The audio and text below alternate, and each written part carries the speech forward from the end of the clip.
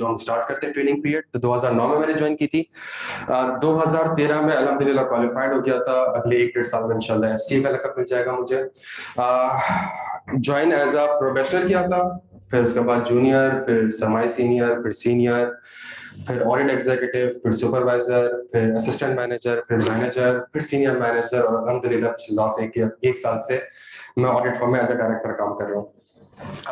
मैंने सिर्फ कराची में काम नहीं किया या पाकिस्तान में काम नहीं किया, मैंने डेलॉयट लंदन और डेलॉयट कतर में भी काम किया हुआ है, ऑडिट किया हुआ है। मेरा वैसे majority experience audit and assurance section का है, लेकिन कुछ क्लाइंट्स वगैरह पे जो फ्रॉड की इन्वेस्टिगेशंस वगैरह करनी होती है, तो मैं उस कमेटी का या उस इन्वेस्टिगेशन टीम का भी पार्ट रहा हूँ। डेलॉयट, जो कि आपको पता है कि जी एक इंटरनेशनल मेंबर फर्म है, और उनकी पाकिस्तान में 1 साल पहले तक डिफरेंट एफिलिएशंस थी। पूरी दुनिया में डिफरेंट एफिलिएशंस होती हैं, तो पूरी दुनिया में ऑडिट स्टैंडर्डाइज्ड हो, तो वो करते क्या, अपनी मेथोडोलॉजीज होती हैं डेलॉयट के, वो मेथोडोलॉजीज को यहाँ पे लोकली इंप्लीमेंट करना होता है। तो डेलॉयट की तरफ से I was the Deloitte learning leader, जो पाकिस्तान में डेलॉयट की जितनी भी मेथोडोलॉजीज होती थी, जितनी भी ट्रेनिंग्स होती थी, वो पाकिस्तान में डेलॉयट की तरफ से मैं कंडक्ट करता था। डेलॉयट ने मुझे एक और लक़ब से नवाजा था, ट्रेन दी ट्रेनर, जिसकी ट्रेनिंग लेने के लिए और ट्रेनिंग देने के लिए मैं स्पेन में जाके, बार्सिलोना में जाके मैंने एक ट्रेनिंग ली थी। 7 दिन की ट्रेनिंग थी। 1 दिन की ट्रेनिंग इसलिए नहीं ली थी बिकॉज एक दिन जो ट्रेनिंग थी वो दोपहर 2 बजे से स्टार्ट होनी थी। हमने कहा फर्स्ट हाफ क्या करें, तो हम लोग बीच चले गए बार्सिलोना के। इतनी हिम्मत नहीं थी कि वापस ट्रेनिंग लेने आ सके। सही है। उसके बाद एक सवाल आप लोगों के जहन में आता होगा, सर ऑडिट फर्म को ऑडिट कौन करता है? सवाल जहन भाई, हम तो ऑडिट करते हैं ना, तो हमारा ऑडिट आईकैप भी करता है। हमारा ऑडिट ओवरसाइट बोर्ड, ये नाम आपने रिसेंटली सुना होगा, एक नई रेगुलेशन पास हुई है, वो भी हमारा ऑडिट करता है। प्लस जब हम डेलॉयट के साथ एफिलिएटेड थे, तो डेलॉयट से गोरे हमारी फाइल्स का रिव्यू करने आते थे। From the Deloitte side, Deloitte Karachi I was the youngest जो यहाँ से बाहर मुल्कों में जाते थे, और वहाँ के ऑडिट फर्म्स का हम ऑडिट करते थे। पैसिफिक एशिया की फर्म का हमने ऑडिट किया था। फर्म का नाम जिस पार्टनर से था, दूसरा आपने यहाँ सुना है ना, यूसुफ आदिल पार्टनर का नाम है, और तासिफ हादी पार्टनर का नाम है। तो वो जो पार्टनर था, उनकी फाइल का हमने ऑडिट किया, और फिर हमने कहा कि नहीं सर, आप ऑडिट से नहीं हो पाएगा। सही है। तो वो जो गोरा हमारी फाइल रिव्यू करता था, हमसे कहते थे कि ये भी मसले हैं, ये भी मसले हैं, ये भी मसले हैं। तो ये यहाँ से जाके हम लोग भी बाहर जाके उनकी फाइल्स का रिव्यू करते थे। मिडिल ईस्ट में क्राइसिस आए थे क्वालिटी के, आप सबको पता होगा। कुछ ऑडिट फर्म्स बैन हो गई थी मिडिल ईस्ट में ऑडिट करने से, कुछ क्वालिटी के इश्यूज आए थे।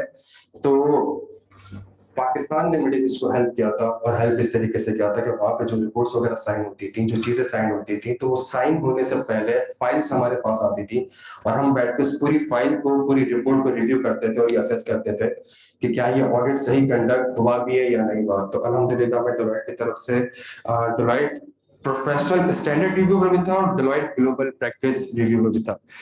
ये मेरा एक छोटा सा तारुफ है प्यारे बच्चों। मेरी एज जो है, मैं 14 साल फर्म में काम कर चुका हूँ। Almost half of my life मैंने ऑडिट फर्म में गुजारी है। ये बहुत अच्छी अच्छी बातें लग रही होंगी आपको, लेकिन इसके पीछे बहुत सारे फेलियर्स हैं। फेलियर ये है कि मैं इंटर में फेल था। फेलियर ये है कि मैं जब फर्म में 3-2.5 साल काम कर रहा था, मुझे पता ही नहीं था काम करते किस तरीके से, बिकॉज कभी सिखाया नहीं गया सही तरीके से, और ना कैफ में सही तरीके से पढ़ सके, ना आगे जाकर उसको अप्लाई कर सके। आप लोगों को पीआरसी होता है, पीआरसी नई स्कीम, नया मंजर आया है ना पीआरसी। हमारे जमाने में मॉड्यूल्स होते थे, तो मॉड्यूल ए जो था हमारा, उसमें 2 ही सब्जेक्ट, इंग्लिश और क्यूटी। इंग्लिश और मैथ्स, ये जो आपका सब्जेक्ट। शुरू के 6 महीने में सिर्फ मेरा एक ही पेपर पास हुआ, वो क्यूटी को। तो उसके बाद मैंने 6 महीने में इंग्लिश का सब्जेक्ट दिया, और इंग्लिश के सब्जेक्ट के साथ मॉड्यूल बी के 3 सब्जेक्ट दिए। अल्हम्दुलिल्लाह मॉड्यूल बी को फेल, और इंग्लिश का सब्जेक्ट पता नहीं कैसे पास हुआ, बट मैंने 1 साल में से 2 ही पर्चे निकाले थे। आप यूँ समझ लें, आपने 1 साल में आधा पीआरसी निकाला। पीआरसी में 5 सब्जेक्ट या 4 सब्जेक्ट है, मैंने 1 साल में सिर्फ मॉड्यूल ए क्लियर किया था। तो ये, और थोड़ा सा बढ़ने से, ये मेरे कुछ की क्लाइंट्स हैं। नेशनल बैंक का नाम सुना होगा आप सबने यार। सही है। तो अभी रिसेंटली नेशनल बैंक ऑडिट किया है, और बहुत ज्यादा लेट सेटिंग्स हुई है, ये जो हालत हुई है ये उसका उसका एक रीजन ये भी है। और नेशनल बैंक का जो हेड ऑफिस था वो आई चंडीगढ़ में होता था, तो रोज रात के 2-3 बजते थे। तो रात के 2-3 बजे ना वहां पे दो ही लोग दिखते हैं, एक ऑडिटर, दूसरे कुत्ते। सही है। 2 महीने वहां पे काम किया, 2 महीने लेट सेटिंग हुई। 1 महीने बाद कुत्ता भी सोच रहा था कि हम में से कुत्ता कौन है ना। ये हमारी हालत हो चुकी थी नेशनल बैंक में। चाहे एक और क्लाइंट आईसीबीसी चाइनीज बैंक है, इसका ऑडिट किया है। लंदन में मैंने RBS royal bank of Scotland का ऑडिट किया हुआ है। नेशनल बैंक की बैलेंस शीट 43 ट्रिलियन की है। तो एसएसजीसी नाम सुना होगा आपने, सही है। ये सारी एग्जांपल्स इंशाल्लाह आगे जाके ठीक ठाक आनी है। एसएसजीसी का एक जबरदस्त किस्सा सुनाता हूँ। मैं मेरा घर एसएसजीसी के सामने ही है ना, तो हम वहां से गुजर रहे होते थे, एक प्राउड मोमेंट फील होता है ना। तो पाकिस्तान में ही दो कंपनीज ऐसी, एक एसएसजीसी है, दूसरा एसएनजीपी। उसमें से आप एक कंपनी को ऑडिट कर रहे हो, दूसरी कंपनी में आप एडवाइजरी कर रहे हो, तो बड़ा प्राउड मोमेंट फील होता है। हमारी वालदा मोहतरमा ने हमें बिल दिया एसएसजीसी का 300 रुपए का, यार ये बिल जमा करा दो। मैं बिजी था शायद, मैंने जमा नहीं कराया वो बिल, और मैं एसएसजीसी का ऑडिटर हूँ। उनकी पॉलिसी 3 महीने तक अगर आपने बिल जमा नहीं कराया तो आपकी लाइफ काट के चले जाएगा। और आप सोचे, मैं एक कंपनी का 10 साल से ऑडिट कर रहा था, वहां के लोग आए और जो मोहल्ले में बेइज्जती हुई है कि यार इसका बेटा ऑडिट करता है, मेरे वाले साहब कहते थे आपका बेटा ऑडिट करता है और आप ही के घर की। तो क्या मैं इस पोजीशन में था कि उनको कॉल करके कहता कि जी मेरा गैस का कनेक्शन रिस्टोर करें या ना करें। इसके ऊपर एक बड़ा जबरदस्त टॉपिक है, आई कैप कोड ऑफ एथिक्स। क्या ये एथिकली मैं उनसे ये फेवर मांग सकता था या नहीं मांग सकता। और तो मांग मतलब मैं अगर चाहता तो मैं कॉल तो कर सकता था ना कि यार क्या हरकत करिए, लेकिन क्या ये मैं as per I cap code of ethics कर सकता था, नहीं कर सकता था। आगे जाके वो कराची पोर्ट ट्रस्ट पाकिस्तान का गवादर के बाद, अगर गवादर बन जाता है इंशाल्लाह, तो गवादर सबसे लार्जेस्ट पोर्ट होगा, otherwise KPT is one of the largest port. Otsuka एक जापानीज कंपनी है, फार्मास्यूटिकल कंपनी है, उसका ऑडिट किया है। कुछ नेशनल बैंक एचबीएल के फंड्स का ऑडिट किया हुआ है। थोड़ा सा आगे बढ़ेंगे मेरे दोस्त। JS group one of the largest group, consolidation पढ़ी हुई आपने? तो ये वो जेएस ग्रुप है कि जिसकी सब्सिडीज भी है, उसकी सब्सिडीज की भी सब्सिडीज है, एसोसिएट्स भी है, जॉइंट वेंचर भी है। एक सब्सिडी यूके में है, यूके वाली की यूके की एक और सब्सिडी है जो कि यूएस में। तो इतना कॉम्प्लेक्स इसका ग्रुप स्ट्रक्चर होता था। जेएस ग्रुप का ऑडिट किया हुआ है। इंडिया का बहुत बड़ा बैंक है पंजाब नेशनल बैंक, इसकी एक सब्सिडी यूके में थी, Punjab national bank international limited, उसका ऑडिट किया हुआ है। डॉलमेन आप लोग शॉपिंग करने जाते होंगे, देख के तो आते होंगे। सही है।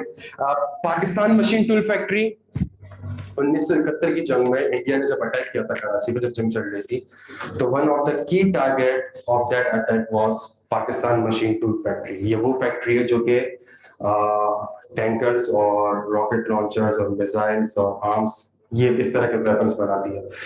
मैंने इसका भी ऑडिट किया हुआ। इस ऑडिट करते हुए जब हम स्टॉक काउंट कर रहे थे तो लाइन से रॉकेट लॉन्चर्स वगैरह पड़े थे। एक रॉकेट लॉन्चर मैंने अपने कंधे में रखा और मैंने एक तस्वीर ली और वो तस्वीर मैंने फेसबुक पे डाल दी। उसके बाद कितने नामालूम अफराद की कॉल आई है मेरे पास, आप सोच नहीं सकते। फेसबुक का आईडी भी हैक हो गया और वो तस्वीर ऑटोमेटिकली डिलीट भी हो गई। सही है। पीएनजी जिलेट, इसका ऑडिट किया हुआ है। एक्सेलो ड्रिलिंग एक ऑयल को एक्सट्रैक्ट करता है, इस कंपनी का भी ऑडिट किया हुआ है। थोड़ा सा आगे बढ़े दोस्त। कतर में कतर ऑटोमोबाइल कंपनी का ऑडिट किया हुआ है। बैंक ऑफ फाइबर का ऑडिट किया हुआ है। बैंक ऑफ फाइबर का ऑडिट करने के लिए जब पेशावर गए तो सीनियर ने कहा जमीन से आपको कोई भी चीज मिले आपने उठाने के लिए झुकना नहीं है। सही है। वो उसमें ऑडिट नहीं सिखाया गया, उसमें आपको सेफ्टी इंस्ट्रक्शंस बताई गई कि आप बैंक ऑफ खैबर का ऑडिट करने पेशावर जा रहे हैं तो आपने आपने आपने ख्याल रखना है इस चीज का। बाकी मोवन पिक होटल क्या क्या सीन होते हैं वो इंशाल्लाह आगे जाके डिस्कस करेंगे। क्रीक मरीना और ये कुछ क्लाइंट्स का मैंने ऑडिट किया। थोड़ा सा आगे बढ़ेंगे अब्दुल रहीम साहब। टीचिंग का बैकग्राउंड, मैं फाइनल का टीचर हूँ। सही है। मैं फाइनल में मैंने अपनी टीचिंग करियर का आगाज सीफेट 6 से किया था। फाइनल से मैंने पढ़ाना स्टार्ट किया था। अल्हम्दुलिल्लाह मेरी पहली क्लास में 60 बच्चे थे, अगली क्लास में से 2 बच्चे रह गए थे। सही है। खैर साथ के जो दोस्त थे, कलीग्स थे, टीचर्स थे, उन्होंने सपोर्ट किया, गाइड किया कि अल्हम्दुलिल्लाह 2 बच्चों से साल के 2000 बच्चों से ज्यादा पढ़ाता हूँ। 2 बच्चों से 2000 बच्चे करना, it required a lot of power, stamina, efforts. सही है ना। पढ़ाने की बात कर रहा हूँ मैं, 2000 बच्चों को पढ़ाया है। सही है। कैफ सीफैप एमएसए में बच्चों के गोल्ड मेडल मेरिट सर्टिफिकेट है, लेकिन उनकी मेहनत है बिकॉज आज तक मेरा गोल्ड मेडल नहीं आया। तो इस चीज का क्रेडिट मेरे पास तो खैर नहीं जाता। जी ये दोस्त कुछ कह रहे हो? अब बोलना तो जोर से बोलना, ये यूं सही है? कुछ कह रहे हो? पक्का? अच्छा,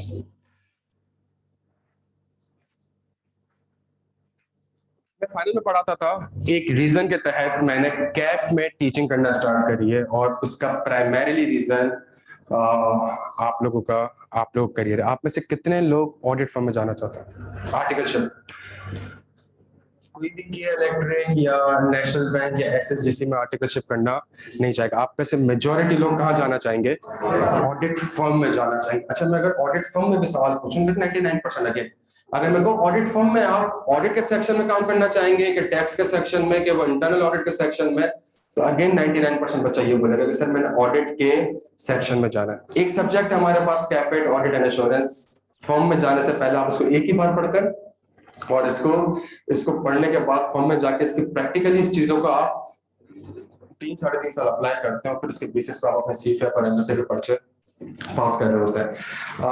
मजे की बात ये, जो सब्जेक्ट मैं आपको पढ़ा रहा हूँ मैं खुद उसमें फेल हो चुका हूँ बहुत बार, सही है? तो मुझे पता है कि सब्जेक्ट को, मुझे अल्लाह की कसम नहीं पता, सही है?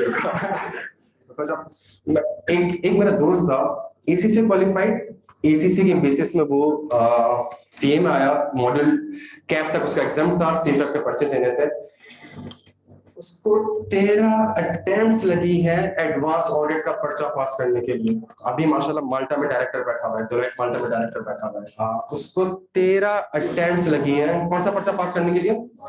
एडवांस ऑडिट का पर्चा पास करने के लिए। और जब उससे 13वीं अटेम्प्ट में जब उससे पेपर पास हुआ तो उससे पूछा गया कि तुमने 13वीं अटेम्प्ट में ऐसा क्या किया कि पेपर पास हो, तो उसका बड़ा जबरदस्त जवाब था, उसने कहा था बस मैंने एक लाइन छोड़ के आंसर लिखा,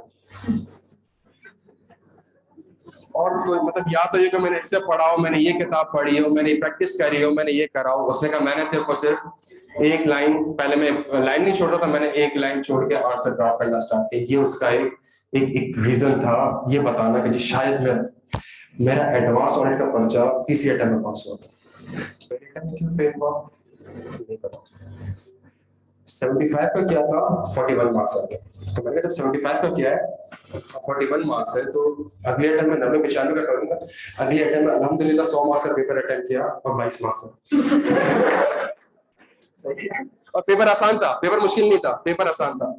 तीसरी अटेम्प्ट में सिर्फ एक ही पर्चा रह गया था, 6 महीने बैठ के उसी को पढ़ रहे तो पेपर देने गए, और जब पेपर देने गए तो अल्हम्दुलिल्लाह वो पेपर पास हो गया। लेकिन मुझे नहीं पता उस वक्त फाइनल में सीन भी जबरदस्त होते थे ना। हमें याद है हमारे जमाने में एफएफआर का कोई बहुत ही नस्ली पेपर आया था। नस्ली पेपर ऐसा आया था कि वो बच्चों से हुआ ही नहीं ना, वो अटेम्प्ट ही नहीं हुआ, कोई कर ही नहीं सका। एक लड़के के मेरा दोस्त था, उसने फॉर्म में कहा मेरे 3 पेपर पास हो गए। 3 पेपर उस वक्त फाइनल के 3 पेपर पास करना बहुत बड़ी अचीवमेंट होती थी। उसने कहा मेरे 3 पेपर पास हुए। एक दिन बाद पता चला कि उसके 3 पेपर पास नहीं हुए, उसके एफएफआर में 3 मार्क्स आए, और वो ये समझा कि शायद उसके परमानेंट क्रेडिट ये हमारा। और आप सोचे 3 नंबर 100 नंबर का पेपर अटेम्प्ट करने के बाद ये फाइनल में लॉ की जो शायद पहली दूसरी एक ओपन बुक पॉलिसी हुआ है, 1 साल पहले सीए फाइनल में 2% या 1.5% रिजल्ट आया था। आप सोचा कि 1000 बच्चे ने पेपर दिया तो 1.5 बच्चा पास हो गया।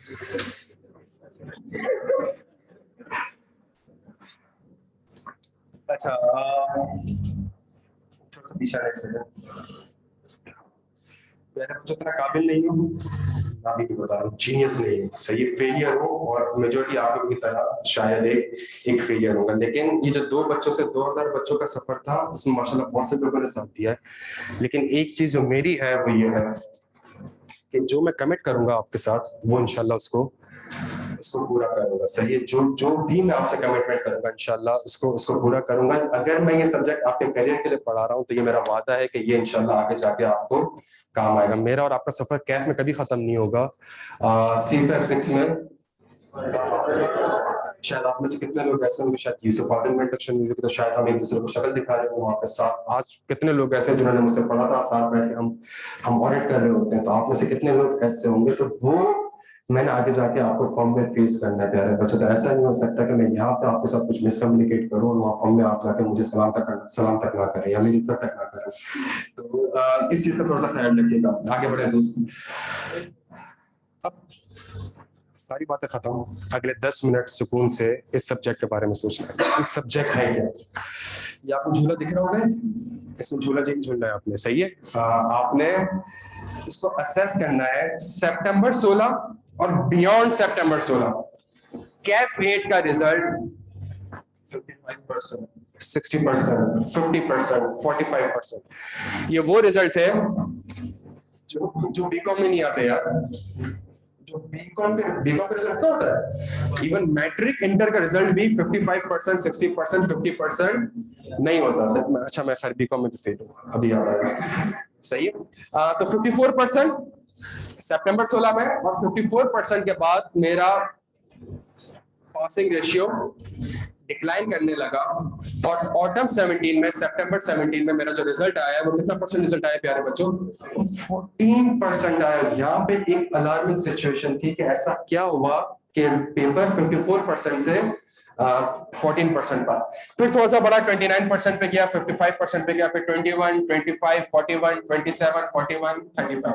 रिसेंटली इसका रिजल्ट कुछ इंप्रूव हुआ है, लेकिन जिस तरीके से पहले एक कंसिस्टेंट रिजल्ट होता था 50-55%, वो रिजल्ट नहीं आया। अच्छा आपने ये खुश नहीं होना है कि 41% रिजल्ट आ रहा, या आपने खुश नहीं होना है, क्यों?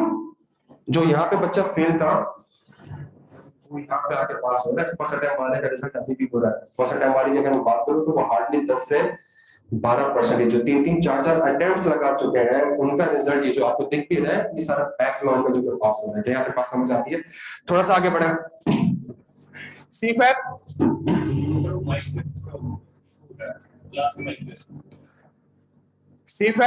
अब सही है।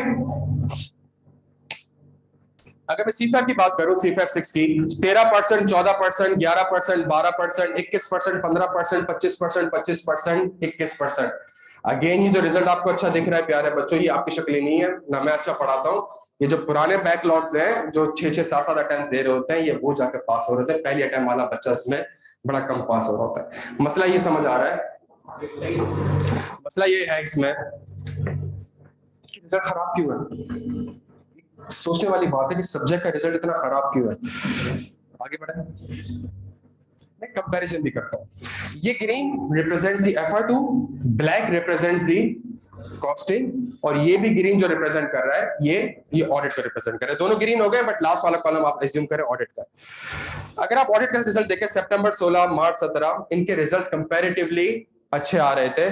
सितंबर 17 से अगर आप देखना स्टार्ट करें, सिर्फ इस अटेम्प्ट में इसका रिजल्ट अच्छा है, बाकी हर अटेम्प्ट में कंपैरेटिवली बाकी सब्जेक्ट्स का रिजल्ट कम रहा है, सही है। थोड़ा सा आगे बढ़े। एवरेज रिजल्ट भी अगर मैं देखूं तो मेरे पास FR2 कोई 38% तक है, कॉस्टिंग मेरे पास 38% तक है, मेरे पास ऑडिट जो है प्यारे बच्चों वो कुछ 33-32% तक है। कंपैरेटिवली इसका रिजल्ट अगर मैं कंपेयर करूं तो इसका रिजल्ट थोड़ा सा कम है। आगे बढ़े थोड़ा सा यार। फेलियर की रीजन क्या है, अब इसके ऊपर थोड़ा सा काम कर लेते हैं। और अगर ये काम समझ आ जाता है, मैं कुछ बातें आपको बताऊंगा, उसको प्रूफ करूंगा। अगर आपके बात तो समझ आ जाती है तो अगले 6 महीने मैंने और आपने उस डायरेक्शन में इंशाल्लाह मेहनत करनी है। 10 मिनट आपने गौर से सुनना है, इंपॉर्टेंट स्लाइड्स है। रीजंस फॉर फेलियर क्या है प्यारे बच्चों? ये जो आप ग्राफ देख रहे हैं, ये ग्राफ आपको बढ़ते हुए दिख रहा है, और ये ग्राफ किस चीज का है? ये ग्राफ है सिनेरियो बेस्ड क्वेश्चंस का। जब ऑटम 17 या सितंबर 16 में 55% रिजल्ट था, तो हमारे पास 70 नंबर का पेपर थ्योरी बेस्ड क्वेश्चंस होते थे, या 80 नंबर का पेपर आपके पास थ्योरी बेस्ड क्वेश्चंस होते थे, और 15-20 नंबर का सवाल कहां से आ रहे होते थे? सिनेरियो बेस्ड क्वेश्चन से आ रहे थे। ICAP ने रिसेंटली इसको कंप्लीटली चेंज कर चुके हैं प्यारे बच्चों, कंप्लीटली चेंज कर चुका है। अब आपके पेपर का 70 से 80% सिनेरियो बेस्ड है, इस पे कोई दो राय नहीं है। अभी लिखना है, अभी लिख लो, पेपर 80 मार्क्स सिनेरियो बेस्ड आना है। और जो थ्योरी भी आती है, वो थ्योरी कोई आसान थ्योरी नहीं होती, वो थ्योरी भी बड़ी, वो कोई लॉजिकल वे में थ्योरी को पूछ रहा होता है कि उसके अंदर 2-3 सिनेरियोस अप्लाई हो रहे होते हैं, फिर आपने असेस करना होता है कि जी इसमें कौन सा वाला आंसर रेलेवेंट होगा। थोड़ा सा और आगे बढ़े। थ्योरी बेस का ग्राफ देखो। अगेन जब थ्योरी बेस का ग्राफ नीचे जाने लगा, मेरे पास जो पासिंग परसेंटेज थी, बिकॉज टीचर और बच्चे की एक अप्रोच होती थी, यार याद कर लो इस सब्जेक्ट को, इसका रट्टा लगा लो तो पेपर पास हो जाएगा। एक चीज अभी से सुन ले, सिर्फ रट्टा लगाने से मेरे प्यारे बच्चों पेपर पास नहीं होगा। सिर्फ रट्टा लगाने से, ये सुन ले मेरे पास, सिर्फ रट्टा लगाने से पेपर पास नहीं होगा। थोड़ा सा आगे बढ़े मेरे दोस्त। रीजंस फॉर फेलियर क्या है? ये कुछ 6 से 7 रीजन है प्यारे बच्चों, खुदा का वास्ता है उसको अपने दिल में बिठा लो, बिकॉज इन्हीं रीजंस के ऊपर काम करना। और ये रीजंस जो मैंने लिखी है, मैंने एक स्टडी के तहत लिखी है, वो स्टडी आपसे मैं शेयर कर लेता हूँ। पहला, बच्चा सिर्फ और सिर्फ फोकस किसके ऊपर कर रहा होता है? स्टैंडर्ड का रट्टा लगाने पर फोकस कर रहा होता है। जहां सवाल आता है इवेल्युएट करो, जहां सवाल आता है कि जी आप पार्टनर है, बताएं आप इस सिचुएशन में क्या करेंगे, बच्चा उसका आंसर प्रोड्यूस नहीं कर पा रहा होता। सिर्फ रट्टा नहीं लगाना है, याद रखेगा। इनकम्प्लीट कोर्स कवरेज, अगेन वही जो 15 मार्क्स की थ्योरी पूछ भी रहा है, तो वो उस एरिया से पूछ लेता है जो उसने आज तक कभी टेस्ट नहीं करी। जब उसने आज तक कभी टेस्ट नहीं करी प्यारे बच्चों, और वहां से वो थ्योरी पूछ रहा है, तो वो बच्चे के लिए थोड़ा सा मुश्किल हो रहा है कोर्स कवरेज। थर्ड चीज, लैक ऑफ ड्राफ्टिंग प्यारे बच्चों। ऑडिट के पर्चे में अगर लिखोगे नहीं, पेपर पास नहीं हो सकता। अगर क्लास में बैठ के नहीं लिखोगे, आप ऑडिट का पर्चा पास नहीं कर सकते। दूसरी चीज, lack of practicing scenario based questions. अगर 80 नंबर का पेपर मेरा सिनेरियो बेस्ड क्वेश्चन आना है और हर अटेम्प्ट में आना है, और अगर मैं और आप क्लास में बैठ के सिनेरियो बेस्ड क्वेश्चंस की प्रैक्टिस नहीं करेंगे प्यारे बच्चों, पेपर में पास करना थोड़ा सा मुश्किल हो जाएगा। अगली सबसे खतरनाक चीज, आयजा को पढ़ते हुए हम लॉजिक, ये स्टैंडर्ड क्यों आया, इसकी लॉजिक क्या है, ये स्टैंडर्ड कितने और स्टैंडर्ड से आपस में लिंक्ड हो सकता है, इन स्टैंडर्ड्स की ड्राफ्टिंग टेक्निक क्या होगी, अगर सवाल ऐसा आएगा तो ऐसे ड्राफ्ट करना है, ये कॉन्सेप्ट डिलीवर करना है। अगर हम इसके ऊपर फोकस नहीं करेंगे, हमारा पेपर पास करना थोड़ा सा मुश्किल हो जाएगा। मैं सीफैप के लास्ट अटेम्प्ट का आपको बताता हूँ। 70 मार्क्स का पेपर ऐसा था जिसमें बच्चा ये पिक नहीं कर पाया कि ये कौन से स्टैंडर्ड का सवाल था। 70 नंबर ओपन बुक पॉलिसी है, और 70 नंबर का पेपर ऐसा था जिसमें बच्चा ये पिक ही नहीं कर पाया कि मुझे किताब में कौन सा पेज नंबर खोलना है, कौन सा ऐसा था। नहीं, मैं आपसे हल्फा नहीं बात, ये रीजन है इस सब्जेक्ट में फेल होने की। जब आपको लॉजिक नहीं पता होगी, आपको लिंकिंग नहीं पता होगी, आपका पेपर पास करना थोड़ा सा मुश्किल हो जाएगा। सिर्फ आई कैप के पास पेपर्स इनफ नहीं है, उसका एक रीजन है। क्यों इनफ नहीं है? पहली बात, आई कैप ने रिसेंटली ट्रेंड चेंज किया है किस चीज का? Scenario based. तो अगर आप पास पेपर्स देखो और मैं आपसे क्लेम करूं कि मैं पिछले 20 साल के पास पेपर आपसे कराऊंगा, तो मैं आपको बेवकूफ बना रहा हूं। क्यों? 6 अटेम्प्ट पुराने के जो पास पेपर्स हैं वो तो मेरे लिए रेलिवेंट है ही नहीं। क्यों रेलिवेंट नहीं है? उसमें सारे थ्योरी बेस्ड क्वेश्चन होंगे, वो तो वैसे क्लास से कवर हो रहे होंगे, वही चीज उसने 10 बार 15 बार 18 बार पूछी है। तो मैं एक हैंड आउट दूं आपको, मैंने 20 अटेम्प्ट का सवाल कर, लेकिन मैंने अगली अटेम्प्ट के लिए आपको प्रिपेयर ना किया, तो ये बहुत बड़ा नुकसान होगा प्यारे बच्चों। सुनिएगा, पास्ट पेपर्स इनफ नहीं है। सेकंड चीज, हम सबको पता है स्कीम चेंज हो गई है, और जब स्कीम चेंज हुई है, सबसे बड़ा जो चेंज आया है सिलेबस के एतबार से, वो ऑडिट के सिलेबस का है।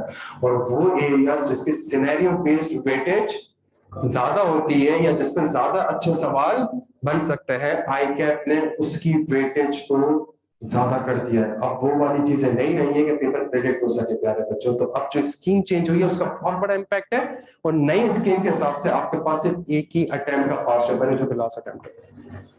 सुनिएगा मेरी बात, तो बड़ी गहरी बात कर रहा हूँ। आपने जिससे पढ़ना है पढ़े, जहां पढ़ना है पढ़े, बट ये चीज आप सामने रखेगा कि सिर्फ पास पेपर सब मेरे पास पिछले 5-6 अटेम्प्ट्स के पास पेपर भी इनफ, बिकॉज अब पेपर का पैटर्न कंप्लीटली चेंज हो चुका है। पहले जिन एरिया से 50 नंबर का सवाल आता था, अब उसमें से 10 नंबर का सवाल आ रहा है। जहां पहले एरियाज में 10 नंबर का सवाल आता था, अब उसकी वेटेज उसने 50 मार्क्स कर दिया। क्या यहाँ तक बात समझ आती है आपके?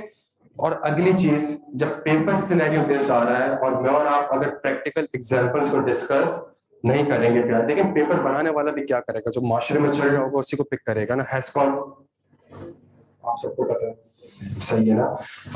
नेशनल बैंक ऑफ पाकिस्तान पे $55 मिलियन की पेनल्टी लगी। आप लोगों ने सुना ही है, तो $55 मिलियन की पेनल्टी लगी। चीजें जो मार्केट में चल रही है, ये उसी के ऊपर कोई ना कोई एग्जांपल बना के आपसे सवाल बनाएगा। ठीक है, आगे बढ़ेंगे थोड़ा सा बच्चों। अब ये गौर से सुनना है, बिकॉज एग्जामिनर कमेंट्स आप लोग नहीं पढ़ते, और आज की क्लास के बाद हम एग्जामिनर कमेंट्स कभी नहीं पढ़ेंगे। कुछ एग्जामिनर कमेंट्स हैं, खुदा का वास्ता है, इसको गौर से। आई कैप क्या चाह रहा है आपसे, फिर मैं और आप डिसाइड कर लेंगे हमने एक दूसरे से क्या चाहिए। आई कैप क्या कह रहा है? The overall passing percentage in this attempt was quite poor, as only 14.7% candidate secured the passing marks as compared to 35.8% in the previous attempt. Majority of the students performed well in straightforward memory based question but reflected poor skills in attempting these scenario based questions and those requiring the application of knowledge. अगर मेरे पास इस subject की knowledge नहीं है, practical experience नहीं है, मैं आपसे क्या एप्लीकेशन सिखाऊंगा? मैं आपसे क्या एप्लीकेशन सिखाऊंगा? यही हो सकता है कि मैं एक ब्रैकेट डायग्राम पहले से बना के रखूं, डायग्राम बना के रखूं, आपको उर्दू में ट्रांसलेट करूं, 3-4 सवाल करा दो, कह दो इसका आंसर यहाँ से लेके यहाँ तक। इस तरीके से अगर पढ़ना है बच्चों, शायद पेपर पास हो भी जाए, मेहनत करेंगे तो, पर आगे 3-3.5 साल की जो जर्नी है वो फकअप हो जाएगी। आगे जो C-Francis का पर्चा देना है मुश्किल हो जाएगा, उसके बाद जो MS1 का पर्चा देना है थोड़ा सा मुश्किल हो जाएगा। और आगे बढ़े, March 18, spring March 18. The overall performance in this attempt was much better than the previous attempt as the passing percentage increased from 14% to. However, the performance in question 4, 7, 8, and 9 was quite poor. A clear observation was that students performed well in the straightforward memory-based question, but reflect the poor knowledge in scenario-based questions. Again, वहाँ से अगले 1 साल तक यही चलता रहा कि यार क्यों? जब उसने ट्रेंड चेंज किया तो बच्चे ने अपना पढ़ने का तरीका चेंज नहीं किया। अनफॉर्चुनेटली हम टीचर्स ने पढ़ाने का तरीका चेंज नहीं किया और यही रीजन होता रहा कि जहां वो सिनेरियो बेस्ड क्वेश्चन आता था बच्चे को पता ही नहीं होता था कि लिखना क्या है। रटी भी होती थी चीज में, लेकिन पता ही नहीं होता था कि चीज में इसमें लिखना क्या है। आगे बढ़े, autumn 18।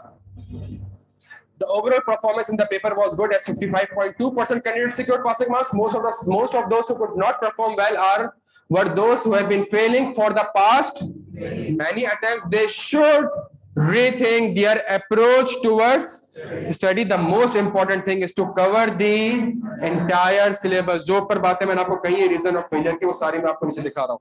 They should also learn answering the practice. जब तक सिनेरियो बेस्ड क्वेश्चन की नहीं करेंगे पेपर पास करना आपके लिए मुश्किल हो जाएगा।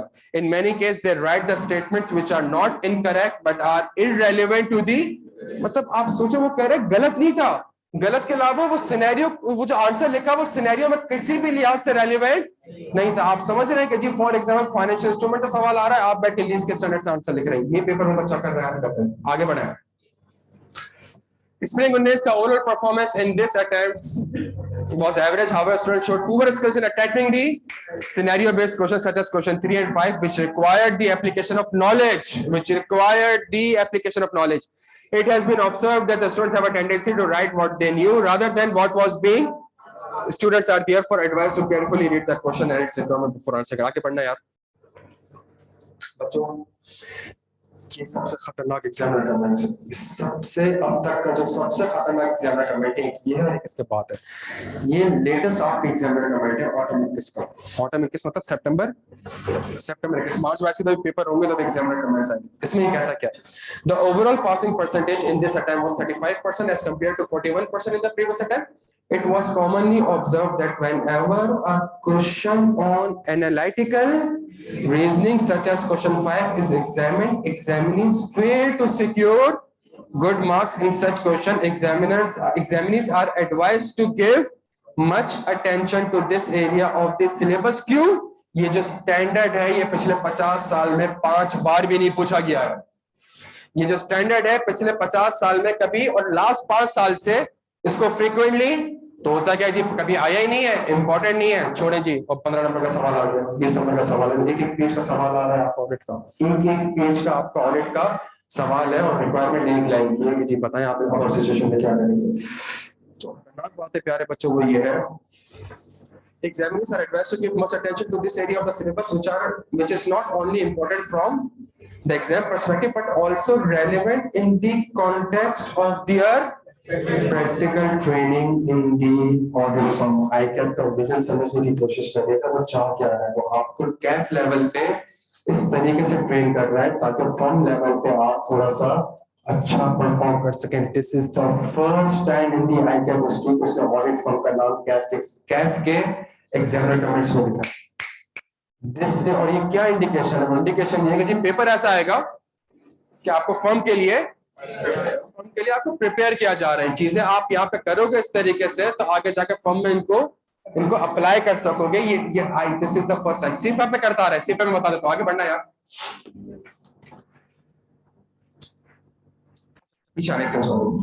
स्प्रिंग बीस का पढ़ना है, ये सबसे अच्छा। Better performance was observe in this section as 41% examiners were able to secure passing marks as compare to 25% in previous session. It was commonly observe that examiners perform well in the questions which involve the rote learning, whereas they struggled in the questions which required the जो मैंने आपको reasons for failure बताए प्यारे बच्चों, ये मेरे अपने नहीं है, हाँ अपने टीचिंग एक्सपीरियंस के बेसिस से बता सकता हूँ, फर्म के एक्सपीरियंस बता सकता हूँ, लेकिन उसको कोलैबोरेट करवा रहा हूँ। कहाँ से कोलैबोरेट करा रहा हूँ? जो आपका ICAP का एग्जामिनर कह रहा है आपसे कि जी आपकी एप्लीकेशन ऑफ नॉलेज नहीं है, आप सिनेरियो बेस्ड क्वेश्चन की प्रैक्टिस नहीं करते, आप सिर्फ पेपर को क्या कहते हैं थ्योरी बेस्ड क्वेश्चंस आप अच्छा परफॉर्म कर रहे हैं, आप सिनेरियो बेस्ड क्वेश्चंस अच्छा परफॉर्म नहीं कर पा रहे। अगर आप इस तरीके से चलेंगे तो ये वो चीजें जो कि आगे जाके फर्म में भी आपको हेल्प करनी है। इसको गौर से सुनिएगा, आगे बढ़े। सीफैप, इसमें तो एक सबसे बड़ी खतरनाक बात है ना, ये सीफैप का है। The overall performance index in this attempt with the passing ratio of 12.5% was slightly better than the previous attempt where the passing ratio was. However, such low passing percentage are a matter of concern, especially in a subject in which all these students are obtaining the extensive training. वो कह रहे हैं audit के पर्चे में 10% result 11%। मेरे लिए लम्हा फिक्र यह है कि ये ऐसा कैसे हो सकता है कि जब मेजॉरिटी बच्चा या all of the students audit form में ट्रेनिंग हासिल कर रहे हैं और ऑडिट का पर्चा पास नहीं कर पा रहा बच्चा। ये बहुत बड़ा लम्हा फिक्र है, खुदा का वास्ता है इस सब्जेक्ट को थोड़ी सी इंपॉर्टेंस देना। देखें एक आगे एक और कमेंट दिखाओगे, फिर आपसे एक बात शेयर करता हूँ आपसे, आगे बढ़ो। MC1 में भी एडवांस ऑडिट है, आपको पता है। Best performance was witnessed in question 2, which was mainly based on the financial reporting, while performance in question 3, which was a combination of financial reporting and was below average, and the students were found struggling in the audit areas of a question. समझे में? अच्छा MS1 का पता है आपका? जब आपका advance audit और FFR आपका कैफ ऑडिट पास है, आप 2-2.5 साल में फर्म में काम कर चुके हैं, आपका एडवांस ऑडिट का पर्चा पास है, MS1 का पर्चा अभी भी देने जा रहे हैं, ICAP आपसे क्या कह रहा है कि जी ये जो ऑडिट वाला एरिया था बच्चा इसको ठीक से परफॉर्म नहीं कर सका। देखिए वो अभी रिसेंटली इमरान खान का स्टेटमेंट आया था ना, जो उसने अपने MNA से कहा था, क्या कहा था कि जी आप किसी शादी में नहीं जा सकेंगे। सुना था आपने स्टेटमेंट? उसने कहा था कि आप किसी बॉस लोग आपको गालियां देंगे और आपके बच्चों से कोई शादी नहीं करेगा। ये स्टेटमेंट आया, सही है? बच्चों को आपने ऑडिट को तमीज से नहीं पढ़ा, आपके बच्चे ही नहीं होंगे, आपकी शादियां नहीं होंगी, सही है? आप रुल जाएंगे, ये सब्जेक्ट रुलाने पे आएगा, आपको इतना रुलाएगा प्यारे बच्चों, सही है?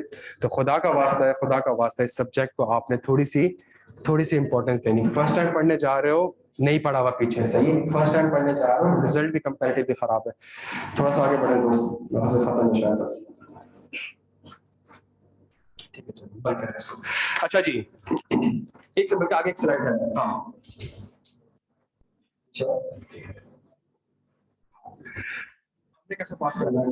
हम दोनों ने, मैंने नहीं करना है, ना सिर्फ आपने करना है, ये सुन ले मेरी बात, मैं आपका पर्चा पास नहीं करवा सकता। हम दोनों ने मिलके अगर मेहनत करनी है तो उसके बेसिस पर हम इंशाल्लाह इस पर्चे को पास कर सकते हैं। पहला, अगर इस तरह का रट्टा लगाना भी है ना, मैं आपको एक चीज हेल्पफुल कहता हूँ, अगर एक चीज की आपको लॉजिक पता होगी वो चीज ता कयामत आपको याद रहेगी। अगर उस चीज की लॉजिक पता है आपको, वो चीज आपको ता कयामत याद रहेगी।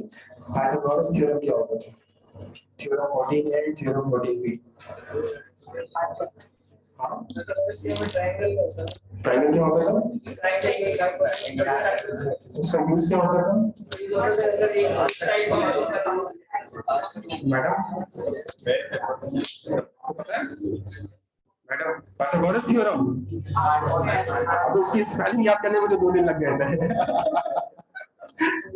हाँ जी, फॉर्मूला याद है। आज क्या वो कॉन्सेप्ट है, क्या वो लॉजिक है, क्यों पढ़ा था, क्या उसकी रेलेवेंस है आज प्यारे बच्चों? आज ये हमारा मौका, हमने अपनी जिंदगी के ये साल जाया करके हमने वो जिंदगी की वो सिंधी पढ़ के और वो माई खैरी पढ़ के और वो बोल रहा है, हालांकि हमारी जबान है, बिल्कुल सही हमारी जबान है और पढ़नी चाहिए हमें ये चीज। पर आप सोचे हम में से किसी ने भी कंप्यूटर की जबान नहीं पढ़ी, आज दुनिया कंप्यूटर के थ्रू बातें कर, सही है। आज भी हम बैठ के वही पाकिस्तान स्टडीज और वही चीजें पढ़ रहे हैं, लेकिन असल में हमारी हिस्ट्री क्या है?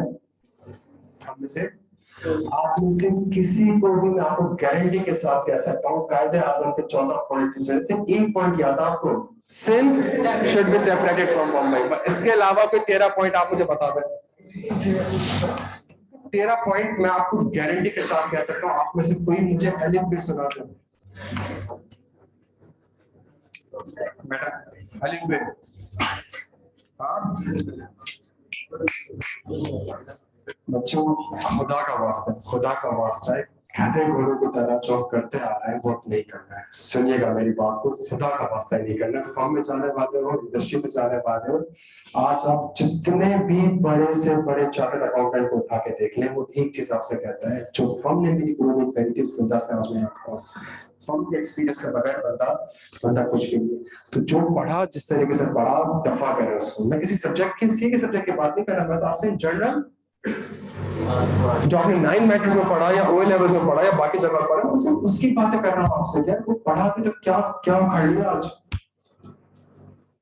अगर आप सोचिएगा थोड़ा सा, सही है। और अब जाकर आप बैठ कर ऑडिट पढ़ने जा रहे हैं, तो क्या इस सब्जेक्ट के साथ भी ये करना है, या अकाउंटिंग के साथ भी ये करना है, या टैक्स के साथ भी ये करना है, या लॉ के साथ भी ये करना है? थोड़ा सा आपको पता है, मैं आपसे कसम खा के कहता हूँ, 7 कॉन्टिनेंट्स है, मैं 4 कॉन्टिनेंट्स में जाकर ऑडिट कर चुका हूँ। मैं आपसे हल्फन एक बात कहता हूँ, पाकिस्तानी चार्टर्ड अकाउंटेंट दुनिया का बेहतरीन चार्टर्ड अकाउंटेंट, हमसे बेहतर चार्टर्ड अकाउंटेंट कोई पैदा हो ही नहीं सकता। मैं आपसे गारंटी के साथ ये चीज कह सकता हूँ। और मैं क्यों कह सकता हूँ कि अगर मैं स्पेन में ट्रेनिंग लेने के लिए जा रहा हूँ, तो मैं स्पेन में सिर्फ मैं अकेला नहीं बैठा हुआ, बाकी 50 मुझसे के पार्टनर से डायरेक्टर से बैठा, उनसे मिलकर आया हूँ।